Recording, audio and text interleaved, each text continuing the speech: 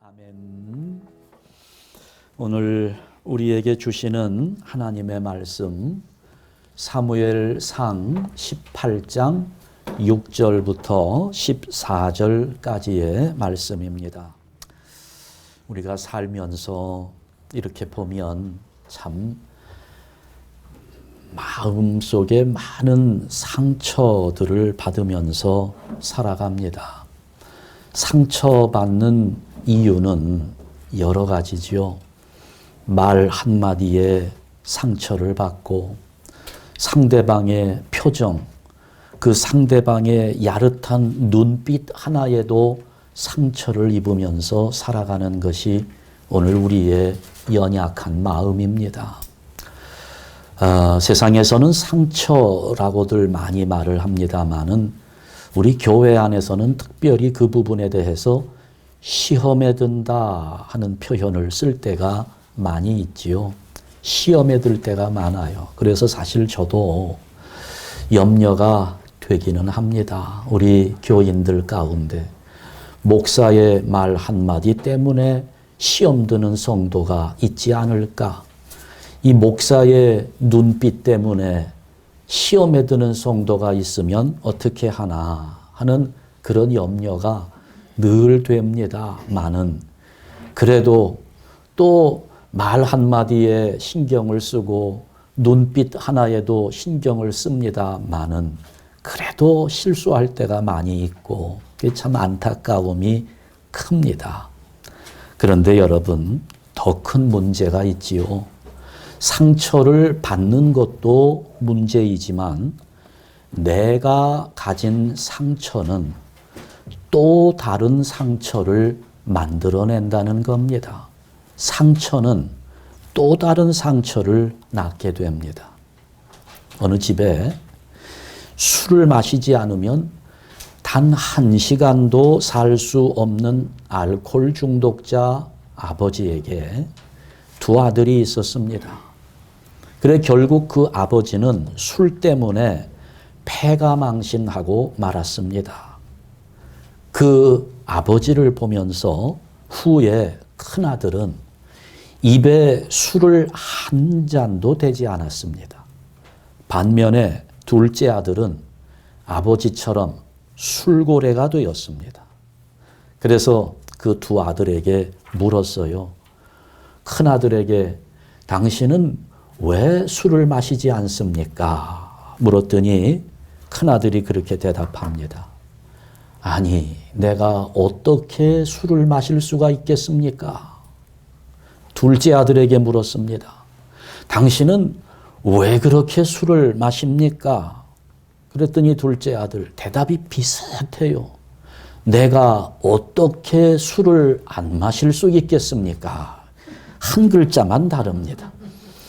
그 알코올 중독자였던 아버지 밑에서 자란 큰아들은 아버지를 보면서 자기는 술을 마실 수 없다고 생각을 했고, 둘째 아들은 그저 눈만 뜨면 술 마시는 아버지를 보며 자랐기 때문에 속이 상하기도 했겠지만 또 배운 것이 그거라 술을 안 마실 수가 없겠다는 겁니다. 그러니까 여러분, 그래요.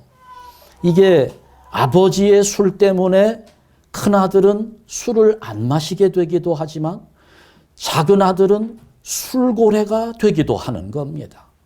이 상처라고 하는 것이 그 상처가 전가되는 사람이 있고 또 안 되는 사람도 있습니다.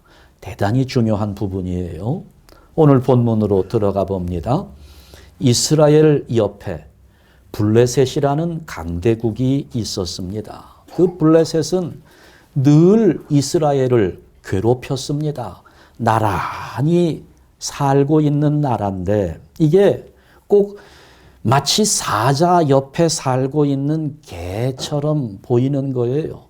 사자와 개가 나란히 살고 있는 것 같았습니다. 왜냐하면 이 강한 블레셋 군대가 호시탐탐 이스라엘을 잡아먹기 위하여 노리고 있으니 블레셋은 사자와 같은 모습으로 또 이스라엘은 언제 저 사자가 나를 공격해 올까 두려워하는 개와 같은 모습으로 지냈습니다. 거기다가 설상가상으로 그렇게 강력한 블레셋에 골리앗이라는 장수가 나타나서 더 강한 나라가 되었습니다.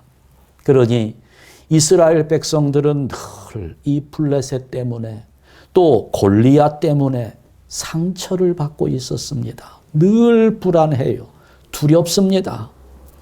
그래 그 당시 이스라엘의 왕이었던 사울 왕은 온통 머릿속에 고민뿐이었습니다. 견디다 못해서 저 골리앗을 이기는 자는 자기 사위를 삼겠다고 말했습니다. 이제 그런 상황에서 17살의 다윗이 그 골리앗을 쓰러뜨렸습니다. 이겼습니다. 그래 그 이기고 돌아오는 다윗을 보면서 사람들이 노래하는데 여인들이 소고를 치며 노래하면서 이렇게 말합니다. 그게 오늘 7절 말씀에 기록되어 있지요. 여인들은 뛰놀며 노래하여 이르되 사울이 죽인 자는 천천히요 다윗은 만만이로다. 이 노래 때문에 사울은 큰 상처를 받았습니다. 이렇게 상처를 받은 사울에게 4가지 반응이 나타납니다. 첫 번째 반응은 심히 불쾌하게 생각했습니다. 8절 말씀을 보니까 사울이 그 말에 어떻게 해요? 불쾌했습니다. 자기 밑에 있는 그 어린 다윗에게는 만만을 돌리고 왕인 자기에게는 천천밖에 돌리질 않으니 이게 기분이 나쁜 거죠. 불쾌했습니다. 그러면서 두 번째로 분노했습니다. 화가 났습니다. 누구든지 그렇지요. 여러분도 마찬가지라고 생각합니다. 저도 그렇습니다. 상처를 받으면 마음에 분노가 생깁니다. 지금 사울이 그런 거예요. 백성들이 사울이 죽인 자는 천천히요 다윗은 만만이로다 이렇게 노래하는 것 때문에 상처를 받으니까 다윗에게 분노의 감정이 생겨나는 겁니다. 상처받게 되면 그러잖아요. 나에게 상처를 준 그 사람 생각만 해도 울화가 치밀어 오르지 않습니까? 나에게 한번 상처를 주었던 그 사람 얼굴만 봐도 이게 알레르기 반응이 일어나는 겁니다. 자, 이렇게 불쾌한 감정에 분노가 일어나면서 세 번째로 다윗을 주목하게 됩니다. 이 상처받은 사람의 세 번째 반응은 주목한다는 겁니다.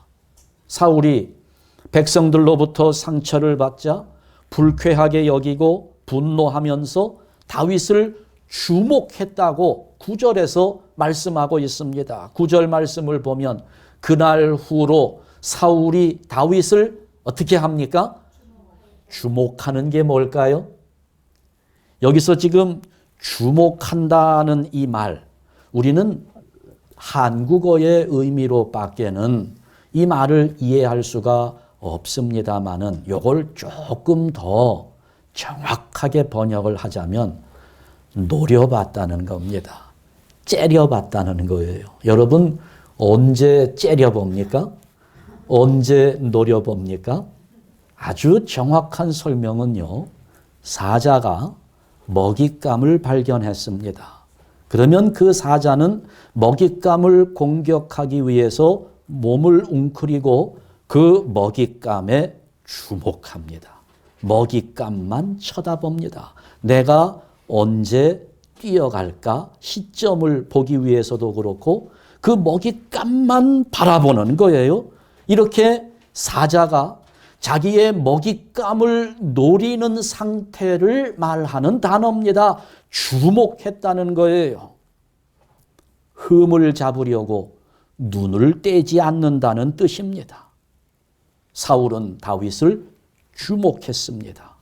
그러면서 네 번째 나타나는 반응은 앙령이 임했다는 것입니다. 불쾌한 감정이 생겼어요. 분노가 일어났습니다. 지금 흠을 잡으려고 다윗을 주목하고 있습니다. 그런 자에게 악령이 임하는 것입니다. 사탄이 틈을 타는 거예요. 10절 말씀에 뭐라고 기록합니까?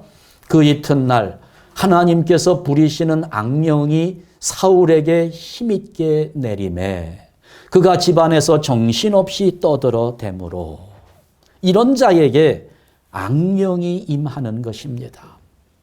벌써 한 20년도 넘었지요. 2000년 2월에 있었던 일인데요. 한국에서 그때 굉장히 시끌벅적했습니다. 어떤 유명한 명문대학에 다니는 대학생이 자기의 부모님을 죽이고 시신을 토막냈던 사건이 있었습니다. 아주 잔인하게 토막을 냈습니다. 아버지는 군인 출신이었고요. 어머니는 신학교에서 공부까지 했던, 주변에서 교인들로부터 믿음이 좋고 훌륭하다고 평가를 받는 여인이었습니다. 그런데 그 아버지 군인 출신이라 그런지 완벽주의자였습니다. 늘 어머니를 복가댔습니다. 어머니는 자기 아들을 인류 아들로 만들기 위해서 늘 잔소리를 했습니다. 그러다 보니 이 가정은 상처가 늘 전가되는 집안이었습니다. 그 살인범이 된 아들의 일기에서 이런 구절들이 발견되었습니다. 어렸을 때부터 일기를 썼어요. 시계 보는 법을 맞으면서 배웠다. 일기에 그렇게 써 있습니다. 유치원 때 일기를 보니까 운동화 끈을 제대로 매지 못한다고 매를 맞았다. 초등학교 때 일기를 보니까 대변 검사하는 것을 말하지 않았다고 밤늦게 쫓겨났다. 3학년 때 일기를 보니까 밥을 늦게 먹는다고 아버지가 화를 내며 숟가락을 집어던져서 유리창이 깨졌다. 4학년 때 전화 받은 것을 제대로 전하지 않았다고 맞았다. 6학년 때 과천고등학교에 못 들어갈 것 같다면서 혼났다. 중학교 때 키가 작다고 혼났다. 고등학교 때 나는 지금까지 모욕만 당하면서 살고 있다. 그게 일기를 보니까 전부 그렇게 쓰여 있는 거예요. 그러니까 그 자라면서 마음속에 상처가 어마어마하게 쌓인 겁니다. 나중에 붙잡혀서 이제 그 현장 검증을 하지 않습니까? 그 현장 검증을 할 때 자기 어머니를 어떻게 죽였는지, 어떻게 토막 냈는지 그거 흉내를 내면서 증거로 사진을 찍잖아요.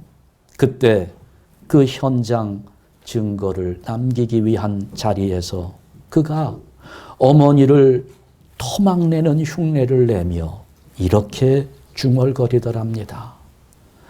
엄마, 미안하다는 말이 그렇게 힘이 들었나요? 내가 미안하다는 말 한마디만 들었다라면, 엄마가 그 한마디만 해주었으면, 그렇게 중얼거리더라는 거예요.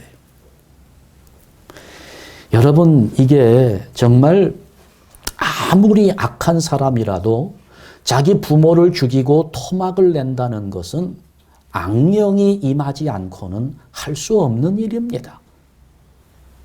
이렇게 상처를 부정적으로 처리하는 사람에게는 악령이 임하게 되는 겁니다. 자, 사울이 상처를 받고 나니까 이렇게 네 가지 반응이 나타났어요. 불쾌한 마음에 분노가 일어났고 다윗을 주목하면서 악령이 임했습니다. 그러면서 이 상처는 전가되는 겁니다. 사울이 죽인 자는 천천히요, 다윗은 만만이로다 하는 그 말 한마디에 상처를 받은 이 사울은 자기가 받은 그 상처를 혼자 사귀지 못하고 다윗에게 전가시키려고 했습니다. 다윗을 죽이려고 엿보게 되는 거예요. 바로 이것이 사탄의 작전이고 속성입니다. 이 상처는 자꾸 전가되는 거예요.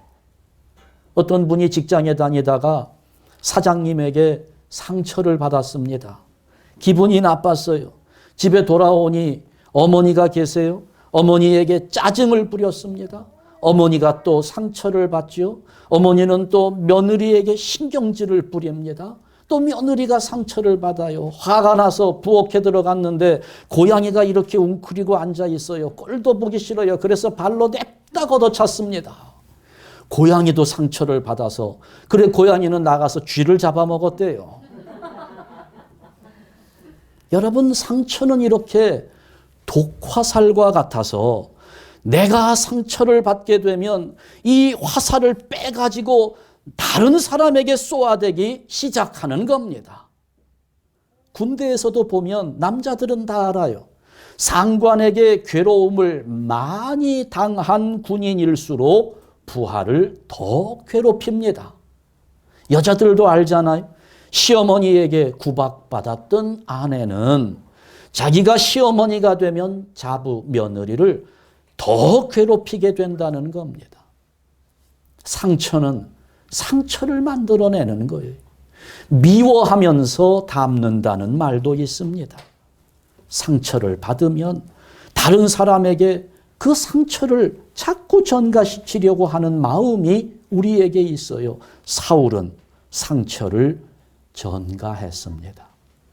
그러나 여러분, 사울만 상처를 받은 것이 아닙니다. 다윗도 상처를 받았습니다.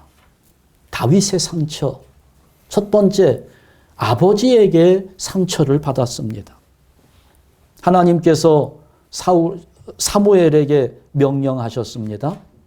이제 내가 사울 왕은 버리고 두 번째 왕을 세울 텐데 이새의 집에 가서 그의 아들 중 한 명에게 기름을 부어 왕을 삼으라고 했습니다. 이새에게 찾아가서 말을 전했어요. 이새는 자기 아들 중에 왕을 한 명 세운다고 하는 말을 듣고 흥분했지요. 그래서 자기 아들들을 한 명씩 소개하는데 이새에게는 8명의 아들이 있었습니다. 그런데 다윗은 그중 8번째 막내 아들이었습니다. 다 사무엘 앞에 세우는데 막내 아들 다윗은 세우지 않았습니다. 내 아들 가운데 하나님이 왕으로 세울 만한 아들이 있다라는 생각 속에 다윗은 빠진 겁니다. 아버지 이새가 볼 때에도 막내 아들 다윗은 아니라는 거지요. 무시를 당한 겁니다. 아버지에게 상처를 받는 거지요. 그 막내 아들, 아버지로 받은 그 상처가 얼마나 컸을까요? 두 번째, 형들에게 상처를 받았습니다. 아버지가 시키니까 전쟁터에 나가 있는 형들에게 먹을 것을 가지고 갔습니다.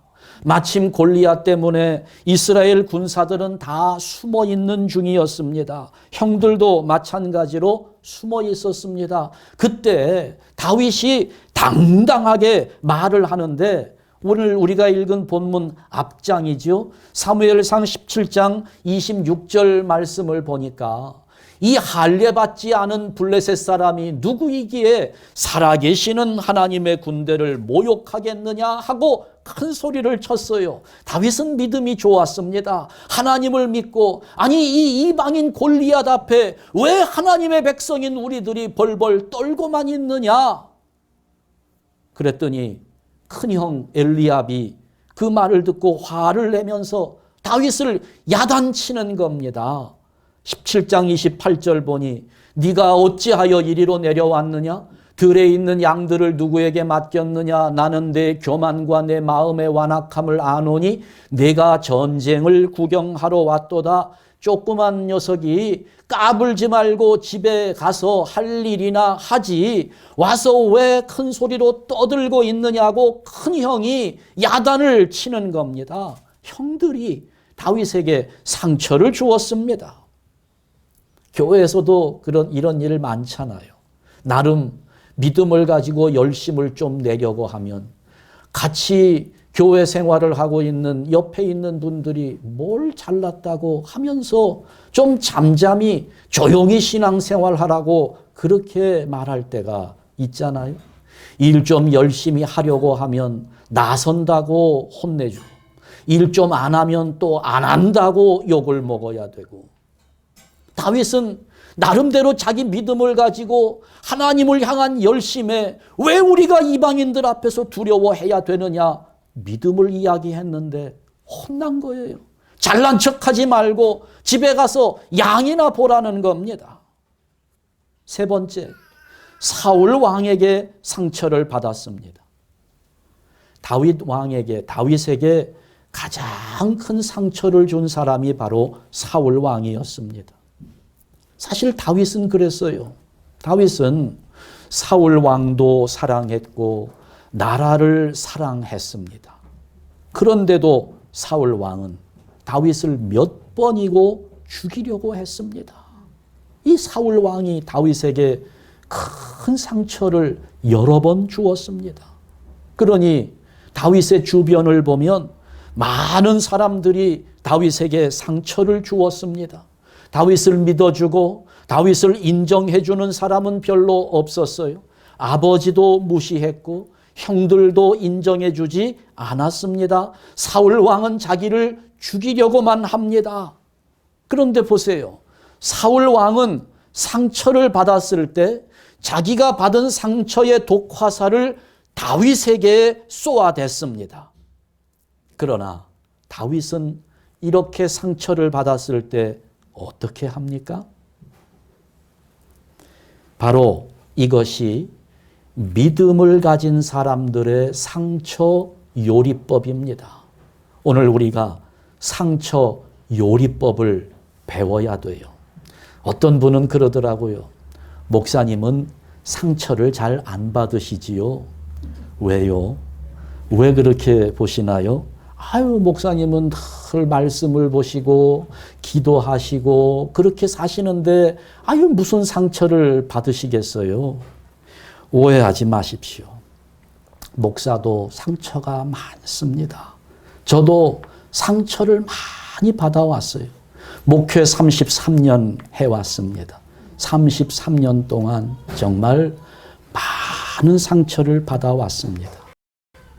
오늘 이 말씀을 보니까 이 상처들을 어떻게 처리해야 할지 상처 요리법이 보이는 거예요. 너무 감사한 일입니다. 12절과 12절 말씀을 보니까 이렇게 기록하고 있어요. 다 같이 읽습니다. 여호와께서 사울을 떠나 다윗과 함께 계심으로 사울이 그를 두려워한지라. 다윗이 그의 모든 일을 지혜롭게 행하니라.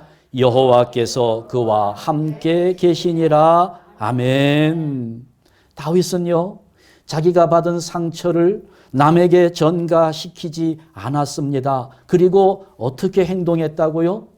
모든 일을 지혜롭게 행하니라. 지혜롭게 했습니다. 그러면 우리도 좀 지혜롭게 해야 될 텐데, 이렇게 지혜롭게 행하였다고 하는 그 지혜로움의 구체적인 행동은 무엇이었을까? 첫 번째, 자기 할 일만 했다는 의미입니다. 주변에 많은 사람들이 다윗에게 상처를 주었습니다. 아버지가 무시하고 형들은 집에 가라고 했고 사울 왕은 계속 자기를 죽이려고 합니다. 그러나 다윗은 주변에 그렇게 자기에게 상처 주는 사람이 많았음에도 불구하고 자기가 할 일을 묵묵히 감당했다는 겁니다. 형들의 비웃음, 사울 왕이 너 안 된다고, 네가 어떻게 골리앗과 싸우려고 하느냐고 말릴 때에도 다윗은 이렇게 말합니다. 17장 34절에서 37절 말씀에 보면 사울 왕에게 그렇게 얘기하는 거예요. 주의 종이 아버지의 양을 지킬 때에 사자나 곰이 와서 양떼에서 새끼를 물어가면 내가 따라가서 그것을 치고 그 입에서 새끼를 건져내었고 그것이 일어나 나를 해하고자 하면 내가 그 수염을 잡고 그것을 쳐 죽였나이다. 주의 종이 사자와 곰도 쳤은즉 살아계시는 하나님의 군대를 모욕한 이 할례 받지 않은 블레셋 사람이리이까. 그가 그 짐승의 하나와 같이 되리이다. 다 같이 여호와께서 나를 사자의 발톱과 곰의 발톱에서 건져내셨은즉 나를 이 블레셋 사람의 손에서도 건져내시리이다. 아멘. 그리고 나가서 골리앗과 싸운 거예요. 사람들이 다 비웃었고 사람들이 조롱했습니다. 네가 어떻게 할 수 있느냐고. 사울 왕도 말렸습니다마는 다윗 왕은 그 많은 사람들의 상처 개의하지 않고 나가서 자기가 해야 할 일을 했던 겁니다. 골리앗이 쓰러지는 역사가 나타나는 겁니다. 누가 아무리 비난한다 할지라도 자기 할 일을 묵묵히 감당해 나아가는 것이 지혜로운 사람입니다. 상처를 받을 필요도 없고요. 상처를 전가해 줄 필요도 없습니다. 내가 할 일만 하면 되는 겁니다. 그것이 지혜입니다. 여러분도 잘 아실 테지만 세계적으로 유명한 성당 중에 프랑스 노트르담 성당이 있습니다. 아주 아름다운 성당이지요. 그 성당에 큰 파이프 오르간이 있어요. 그 성당에 파이프 오르가니스트가 되는 것은 음악하는 사람으로서 굉장한 명예라고 그렇게 여겨집니다. 자, 그런데 그 성당에서 파이프 오르간을 연주하는 그런 동영상들이 꽤 여러 개 올라와 있어요. 놀라운 사실이 하나 있습니다. 한때 그 성당의 오르가니스트가 시각장애자였다는 겁니다.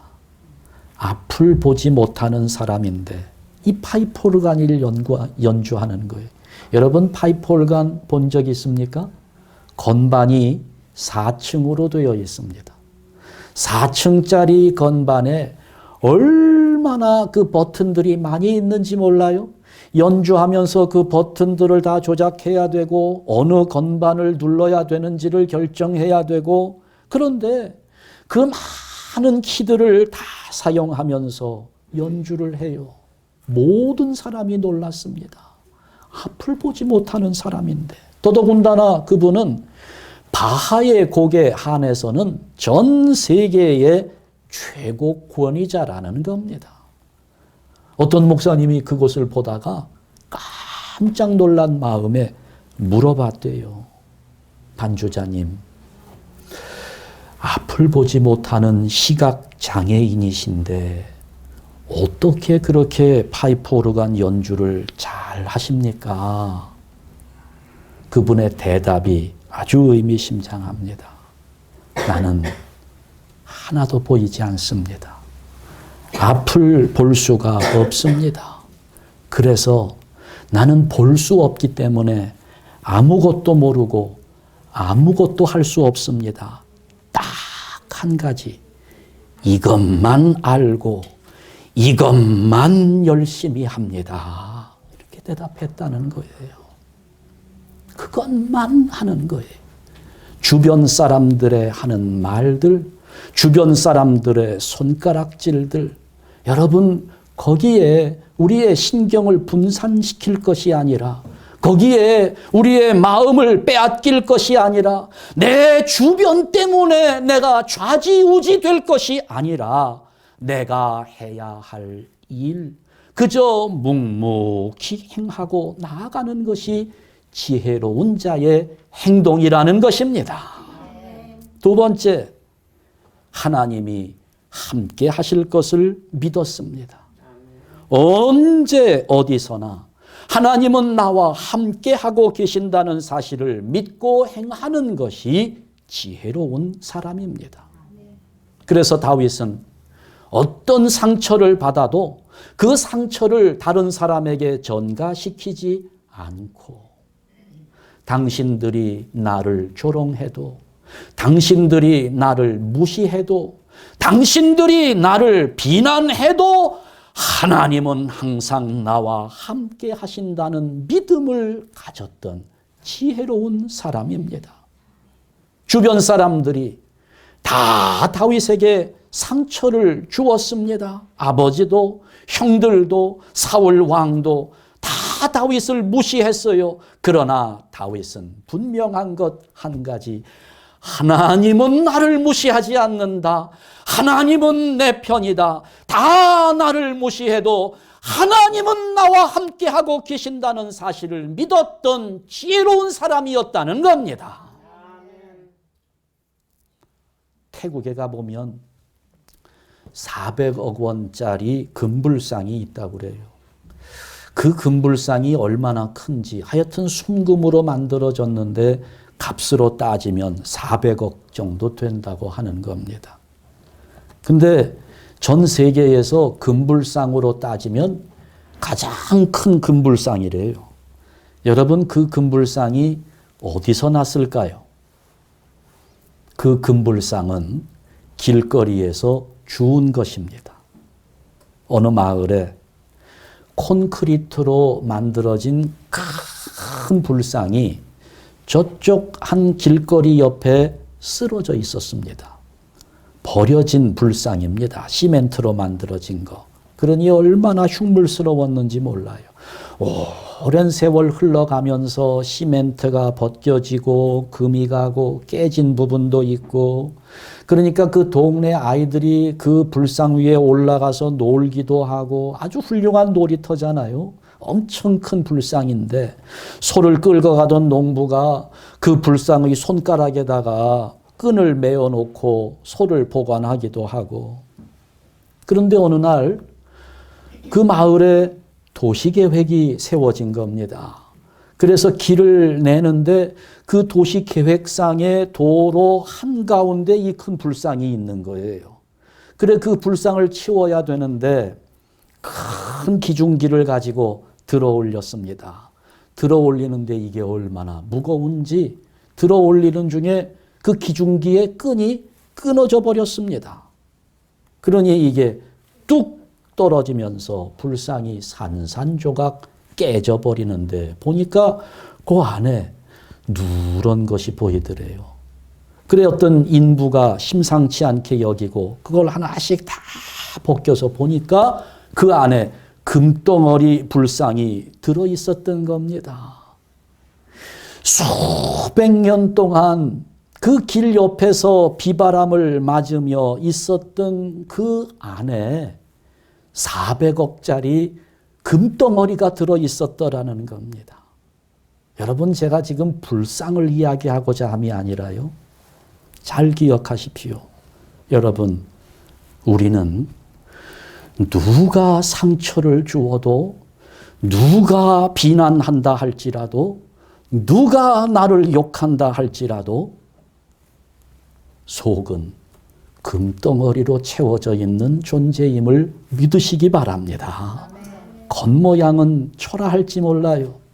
겉모양은 다른 사람에게 비난받을 만큼 그렇게 연약할지 몰라요. 그러나 아무리 우리의 겉모습이 초라하다 할지라도 우리의 속은 금덩어리로 채워져 있는데 예수 그리스도가 우리 안에 있으니, 예수 그리스도라고 하는 보화가 우리 안에 있으니, 여러분, 우리가 그런 존재입니다. 예수님께서 임재하여 계신 보화라고 성경은 우리에게 분명하게 말씀하고 있어요. 그러니 아무리 누가 와서 짓밟아도, 누가 씹어댄다 할지라도, 누가 비난한다 할지라도, 누가 나에게 상처를 주어도 상관할 것이 없습니다. 내 안에 금덩어리가 채워져 있으니, 보화가 채워져 있으니, 예수 그리스도께서 내 안에 임재하고 계시니 그저 나는 내 할 일만 하면서 하나님께서 지금 여기에서 나와 함께 계심을 믿고 나아가시기를 축원합니다. 사울의 상처는 또 다른 상처를 만들어냈습니다. 여러분, 그러나 다윗도 상처를 받았는데 다윗의 상처는 승리를 만들어냈습니다. 저는 오늘 우리 사랑하는 성도 여러분들과 함께 저를 포함해서 앞으로도 우리는 많은 상처를 받을 겁니다. 내 안에 지금 이미 많은 상처가 쌓여 있어요. 여기에 더 많은 상처들이 쌓여갈 겁니다. 그럴 때 사울처럼 그 상처를 전가시키려 하지 말고 다윗처럼 내 할 일 묵묵히 감당하고 하나님이 나와 함께 계신다는 사실을 확신하면서 우리에게 주어지는 상처, 지금 내 안에 있는 상처를 다윗처럼 승리로 승화시키며 풍성한 열매를 맺는 복된 성도들 되시기를 주님의 이름으로 축원합니다. 기도하겠습니다.